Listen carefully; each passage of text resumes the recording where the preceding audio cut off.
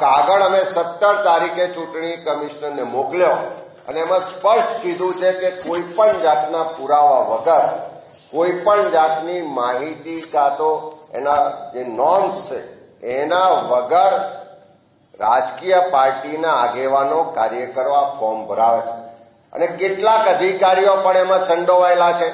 એ પણ કોઈ ચકાસણી વગર, કોઈ પણ જાતની રોકટોક વગર એ ફોર્મનો સ્વીકાર કરે છે અને અચાનક હજારોની સંખ્યામાં ગુજરાતમાં ફોર્મ નંબર 7 ભરાય છે. અમે જે માહિતી માંગી કે ભાઈ તમે માહિતી આપો કે કયા બૂથમાં, કઈ વિધાનસભામાં કેટલા ફોર્મ ભરાયા. આ 17 તારીખનો લેટર છે. આજ દિન સુધી ચૂંટણી પંચ એની માહિતી આપતા નથી. એટલે ચૂંટણી પંચ પણ આ જે વોટ ચોરીનું ષડયંત્ર છે એમાં ડાયરેક્ટ ઇનડાયરેક્ટ રીતે જોડાયેલું છે.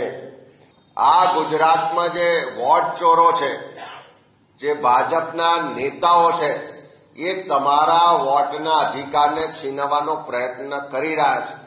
ત્યારે મારી બધા જ ગુજરાતના જાગૃત નાગરિકો, મતદારોને વિનંતી છે, તમારો મત પણ કોઈ ચોરી ના જાય, તમારી સામે પણ કોઈ ખોટો વાંધો લઈ અને મતદાર યાદીમાંથી તમારું નામ કમી ના કરાવે એની ધ્યાન રાખે એવી ખાસ વિનંતી છે.